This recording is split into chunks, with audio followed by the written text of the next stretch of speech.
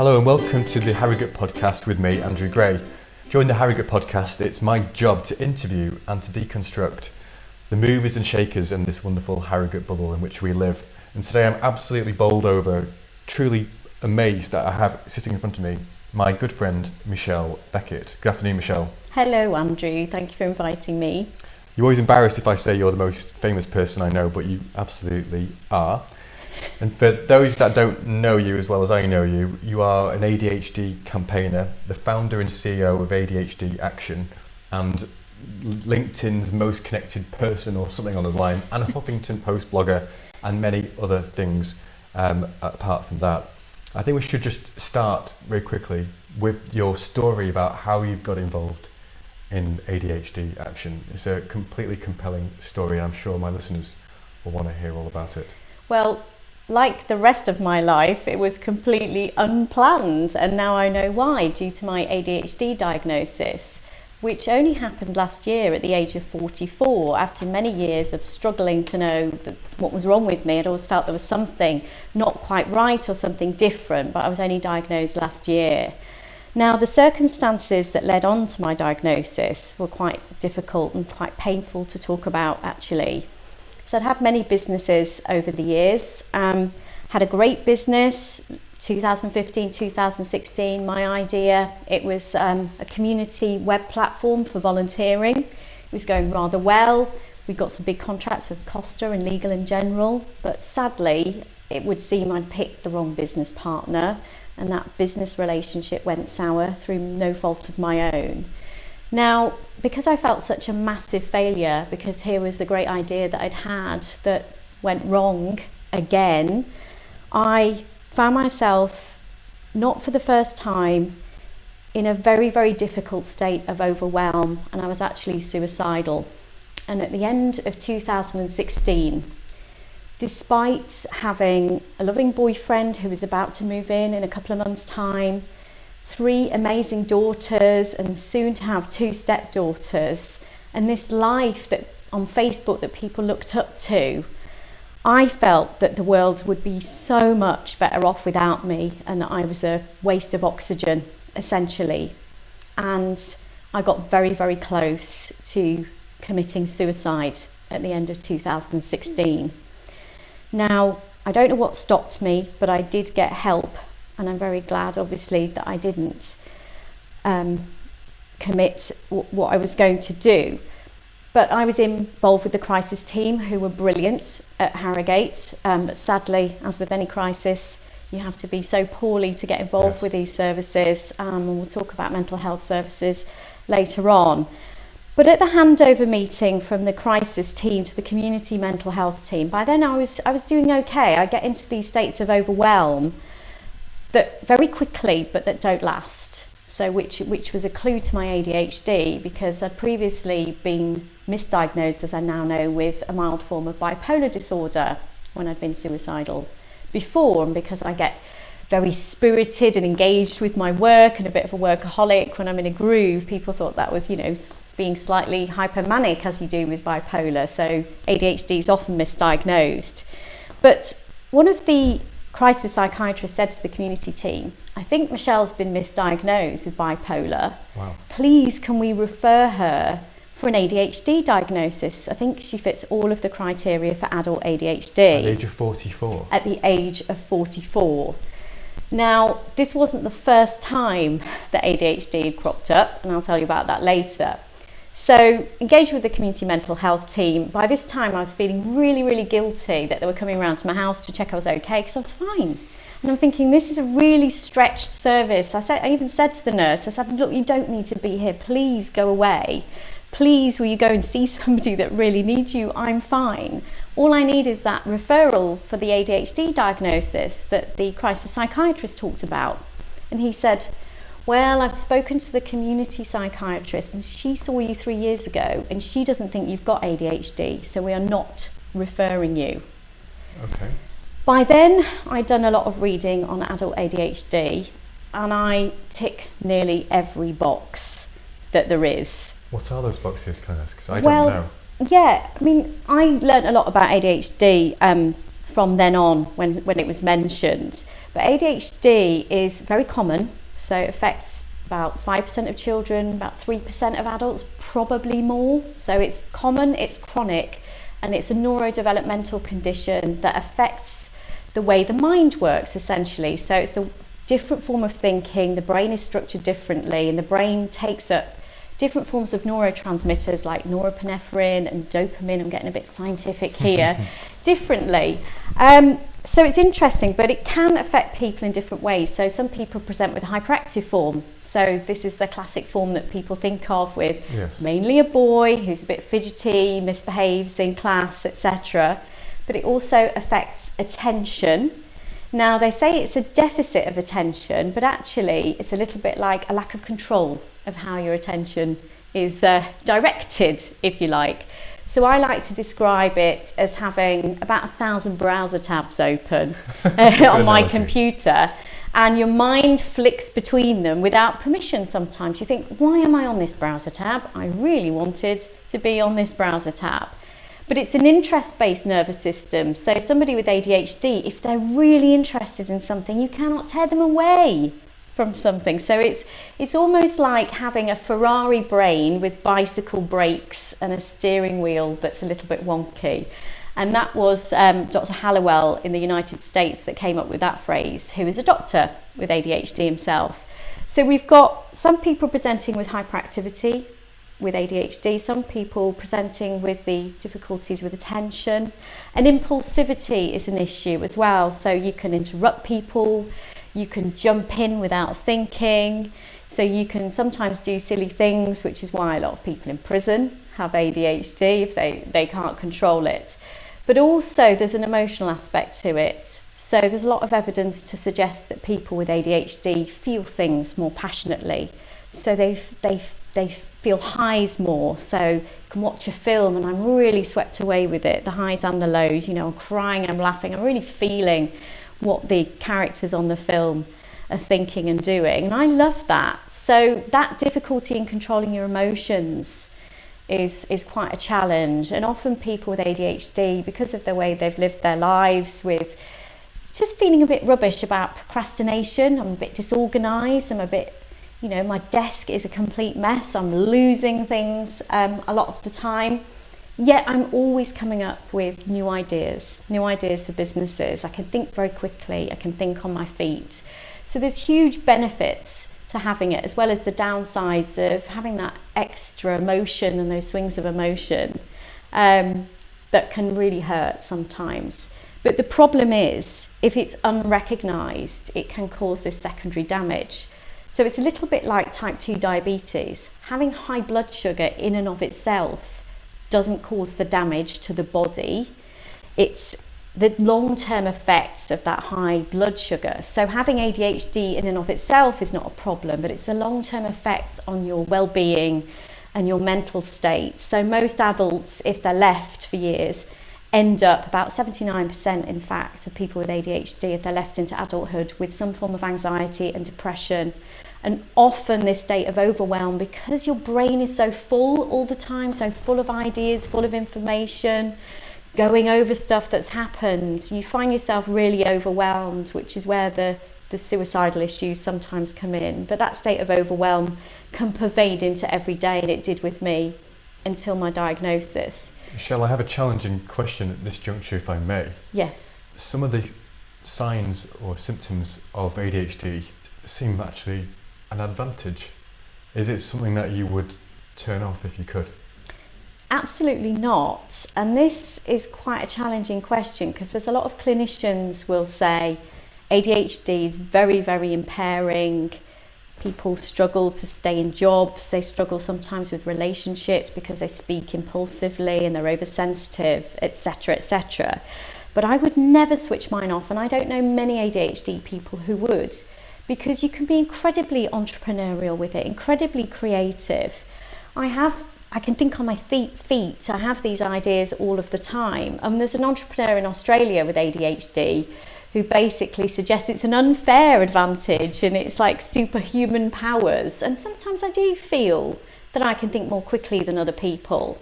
and that it is an advantage. And I wouldn't switch it off, despite the fact it has given me these issues in my life.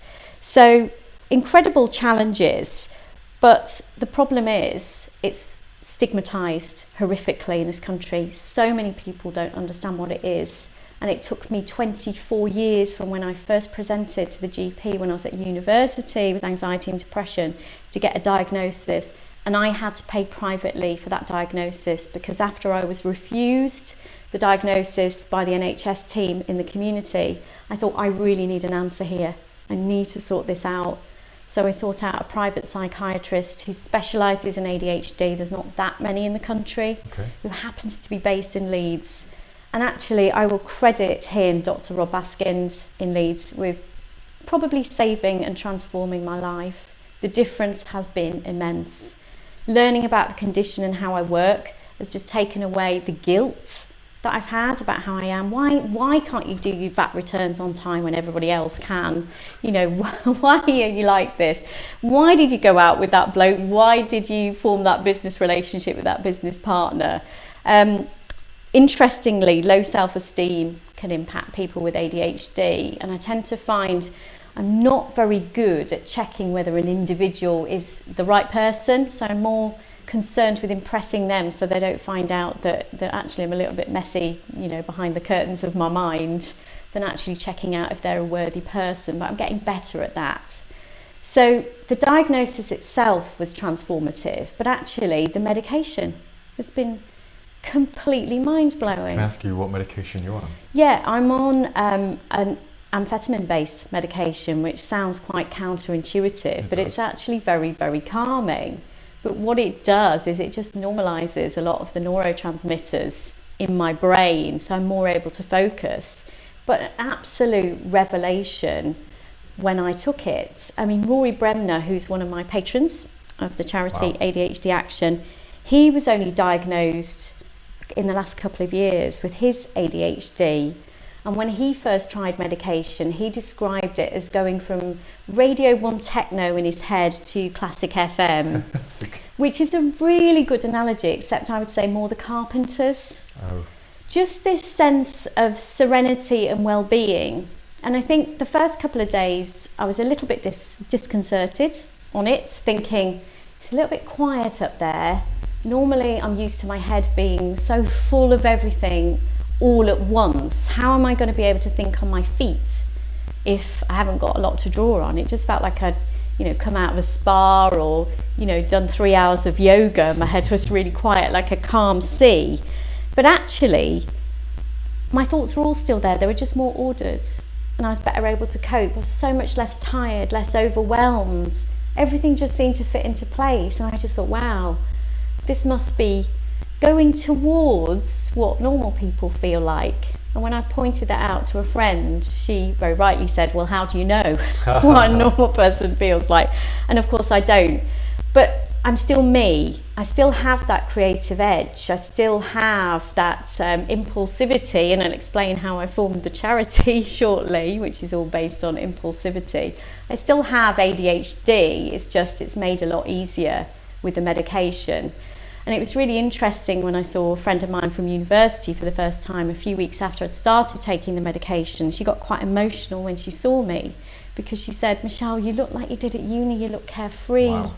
You don't look like you've got the weight of your world on your shoulders. And I don't anymore. Every day I'm just better able to cope, but still me, and still embracing my ADHD. So, and what a waste to have waited 24 years for this diagnosis, because you can't be the only one. There must be tens of thousands of people, adults out there with what you have. More than that. More than that, okay. Yeah, which is really interesting, because if you think about, a conservative estimate would be that 3% of adults have ADHD, and that's like a global statistic which is proven throughout history over many years across many populations, because it's genetic in origin.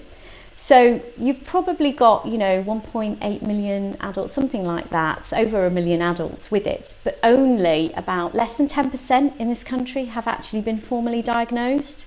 So we've got over 1 million people, adults, walking around out there in the United Kingdom like I was, with all these issues, they might have anxiety, depression, problems at work, problems with their relationships, thinking, what's wrong with me? I can't quite get it together and I've got all these issues.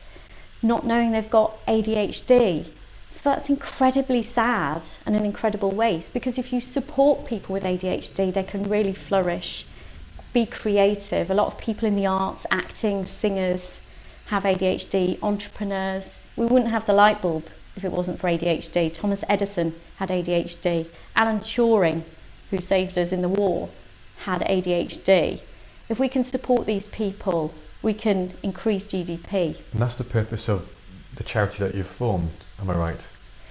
It's one of the purposes. There's an awful lot of issues to fix. So number one, we have an enormous stigma in this country, a misunderstanding. So if you ask anybody on the street what ADHD is, most people won't know what it is, or they might have a mental image of, you know, a badly behaved child at school throwing chairs around that's got special needs, which is not the case, because a lot of people with ADHD can be incredibly bright and they don't fail at school and they don't have special needs. So there's stigma and misunderstanding. So there's educational work to do with teachers, with GPs, with social services, with prison officers, with police officers, the general public, just to embrace ADHD and understand it.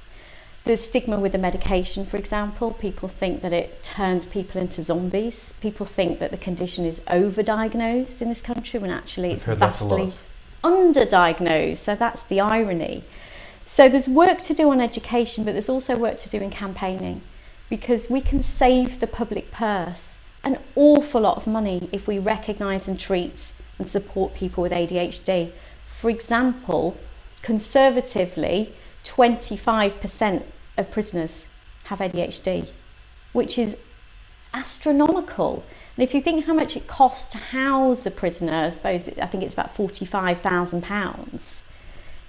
We've shown with treatment through studies, there's been studies done in America and in Sweden, that if you treat with medication, you can reduce reoffending by between 32 and 41%. So if you look at the statistics, I've worked out that just on housing a prisoner, that's not counting probation and policing, you can save about £235 million. We're wasting an awful lot of money on mental health services. There's people in and out of mental health services like I was. For many years, for 24 years, psychiatrists, NHS psychologists, antidepressants and anti-anxiety pills that don't work, wasting all this money so we can save billions there. Child and adolescent mental health, social services, the list goes on.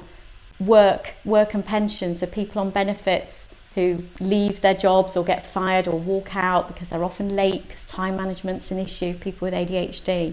If we support these people, we can save the public purse an awful lot of money. So there's that, and then there's also the issue of access to assessment and diagnosis. So this is an absolute horror story. So my own personal story is that I couldn't get a diagnosis and had to pay privately, and I had the means to do that. However, there's some parts of the country have no adult ADHD service whatsoever. In the good parts of the country, it's maybe a 2-year waiting list. 2 years? Well, that can't be so. That's not the worst, that's in the good part of the country. There's parts of the Wirral that now have a 31-year waiting list for adults with ADHD. Now, I heard recently that somebody on the waiting list in the Northwest actually committed suicide. So I know what it's like to get that close. That could have been me. So there's work to do with talking to NHS commissioners and saying, look, redirect this money. We can save the public purse here.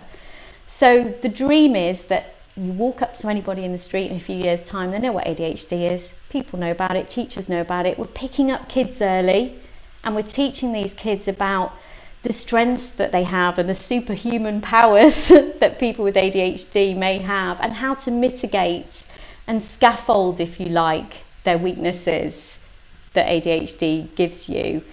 And this is the dream, that nobody has to wait for diagnosis or treatment. So there's various ways I'm doing that, and I've only been going a few months with the charity, but we're making some headway already. So tell us, what is the website address for the charity? It's adhdaction.org. Now, I need to update the website, so it's just me at the moment, but we are getting there. But I have established the first all-party parliamentary group to cover ADHD in both adults and children anywhere. And we believe it's the first group of elected politicians anywhere in the world to look at the issue of adults and children with ADHD. And that, thank you. I am proud, but the problem with people with ADHD is we're never really proud because we're so restless, we want to get things done. I'll be proud when a lot of stuff is fixed and we're getting there, but we've got a lot of MPs on board from both parties and people are listening, so we're making real progress. And with this all parliamentary group, how is your charity going to impact upon that group to influence the wider country? Well, we run what's called the Secretariat, so we basically provide the work behind it. So I will provide subject matter for the all-party parliamentary group.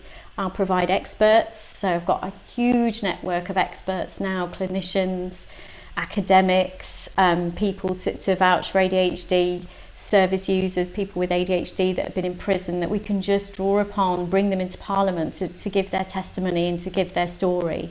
So that's how we'll help, and to just give data, research, etc. So we can help steer this and say to the politicians that are on board, this is the issue, who are we going to bring on board to help change this? And it's already starting to happen, we're already starting to see some movement, see some changes and people listening. And how can people listening to this podcast, people know you, how can they help this very worthwhile cause? Well, donations are always welcome to help, but it's just learning about ADHD. I've got to put some information on the website about ADHD, but there's a wealth of information out there. There's a little bit on there for now. But also, if you're an employer, for example, you're bound to have a lot of staff with ADHD that possibly have some issues. They might get in late, they might have some mental health problems. There might be these brilliant people that have great ideas and really tenacious. And it's about learning to support your staff with ADHD. So we've got an employer programme called the Attentive Employer Programme to support people in the workplace. And it's all about thinking, okay, who do I know that might have ADHD? How can I help destigmatise this? And what can I do to help Michelle? Because I'm just starting up. So if you've got any ideas or contacts or any ways that you can offer your skills even. So I'm looking at building a community platform for buddying systems for people with ADHD to help each other. Looking at building that soon. So if you think you can help, please do so, because this is an issue which affects so many people, millions of children and adults right across the UK. And it's so misunderstood and so stigmatised that we massively need to address it, and very quickly before we lose any more brilliant people. You said before we started this podcast that the National Institute of Clinical Excellence, NICE, yes, only fairly recently, I think, come up with some guidelines in relation to ADHD. Is that right? And when was this? Well, we've had some guidelines for a while, but it was only recognised in adults in 2009, okay, which is astonishing. Yeah. So miraculously, it used to disappear at 5 o'clock on your 18th birthday if you had ADHD.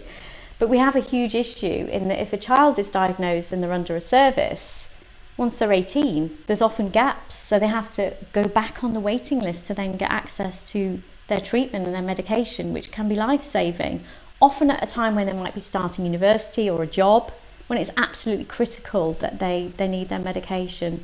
So there's an awful lot of work to do in terms of helping these people get the support they need in so many ways. Which other celebrities other than Rory Bremner and I think is it Cary Grant, I think you got involved? Who else has been involved? So I asked Rory Bremner and why? to get... Why are they getting involved? Because they have the condition? Well, yes, Rory has the condition. So he's been a great help and he's such a great support, and we have our meetings, and what's brilliant about it is that Rory will sit there and you'll just be having a meeting about strategy and he'll start doing a Donald Trump impression, which is just brilliant. You kind of forget that you sat with Rory Bremner until he starts doing his Donald Trump impression. So he's wonderful. He's such a lovely man and such a great support to me. But Cary Grant, she's brilliant. So she's got 4 kids. So her and David Grant, the voice coaches from the television, they've got 4 kids. And out of the 4 kids, they've got 7 diagnoses and 3 of them have got ADHD. Goodness. So she's a great support, but Carrie's daughter, who's an actor, Olive Gray, She's incredible. She's only 23. She's got ADHD. She did an amazing speech at the launch of the all-party parliamentary group about the strengths of ADHD and how it affected her. She's a great advocate. And we've also got a rap artist called Loyal Kana, who is Mercury Prize nominated, who's quite well known, and he's brilliant. He's got ADHD, very open about it, and actually runs a cookery school for people with ADHD in London. So we're building up our celebrity patrons, but it's all happened so quickly because it only started last year and it was completely unplanned. So I'm absolutely delighted with the impact that it's had already and the momentum that it's got. Michelle, I am just proud to call you a friend, actually. I can't believe anyone who has such superpowers can create something so quickly. It's utterly phenomenal. Do you have any sort of takeaways for anyone listening who perhaps is wondering perhaps whether they have ADHD or a loved one has ADHD, or just generally any advice that people listening, you think people ought to hear from you? Yeah, it's a case of, if you think that your child or your teenager or any of your relatives might have ADHD, so an adult, for example, might have issues with depression or anxiety, and there might be signs that you pick up, they might be a little bit impulsive, they might be late, they might be disorganised. Not everybody presents like this, but just that anxiety of mind and racing thoughts, they might have problems sleeping. Just think, could it be ADHD? Could it be on the radar? And talk to them about it and get them to read or get them to contact me via the website and have a look at it. And also with your kids, the earlier that you maybe start treatment or get a diagnosis so that kids understand their condition and how they work, the better the outcomes. So even if your kid isn't failing at school, even if they're doing really well, it might be a child that's the class swap, that's always up helping the teacher, that's always there thinking, right, I need to be active, I need to be getting up, helping the teacher, doing this, handing out this. Might be a perfectionist in their work, and you think, well, that's not really the picture I have in my mind of ADHD. But just think, could it be ADHD with any of these issues? Have a look at the symptoms. There's a great website in America which I've written for called Attitude, ADDITUDE, that you can have a look at, Attitude magazine, which provides a wealth of information, many years of information that you can have a look at. Great YouTube channel called How to ADHD by Jessica McCabe, and she did a YouTube video for me for my campaign a few months ago. Just have a look at that and just think, okay, that fits. Because I've had so many people come to me and go, right, I never had a clue I had ADHD. I've looked at your stuff, I've listened to you, I've now been diagnosed and my life's been transformed. So I'm on a bit of a mission now to save other people from... It's a good job you got those superpowers for this mission. Well, I don't know about superpowers, but when you get on a roll, somebody with ADHD, it's that passion and drive, that inner restlessness you can put to your advantage. So it's a case of helping those kids, and I'm really passionate about that, find their groove so that they too can do something that might change the world a little bit. You never know. So that's why I'm here and that's why I'm doing this. Michelle, it's been a pleasure interviewing you. How do people connect with you? Remind us your website again and also your LinkedIn. Yeah, so it's Michelle Beckett and the website is adhdaction.org, but we have a Facebook page as well, ADHD Action, Twitter at ADHD Action, and I'm on at Michelle Beckett.